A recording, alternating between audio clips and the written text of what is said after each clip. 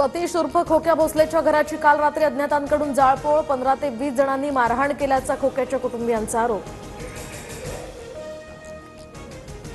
खोक्याची वैद्यकीय चाचणी पूर्ण, बीड पोलीस थोड्याच वेळात न्यायालयात हजर करणार। पोलीस कोठडी होण्याची शक्यता, खोक्याला प्रयागराजहून विमानानं महाराष्ट्रात आणलं। अतिक्रमणामुळे खोक्याच्या घरावर वन विभागाचा बुलडोजर, अनधिकृत घर बांधल्यामुळे कारवाई।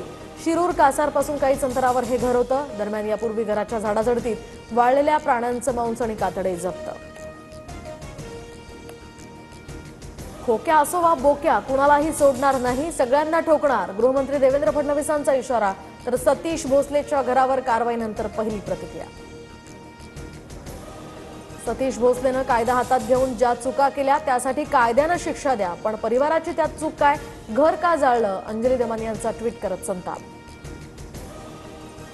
देशभरात धुळवडीचा उत्साह, रंगांची उधळण करत तरुणाई थिरकली। कुठे पर्यावरणपूरक तर कुठे पारंपरिक नृत्यानं होळी साजरी।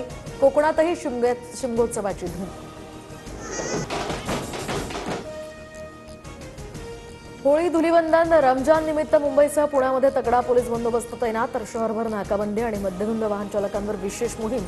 सार्वजनिक ठिकाणी अश्लील शब्द, घोषणा किंवा गाण्यांवर सुद्धा प्रतिबंध।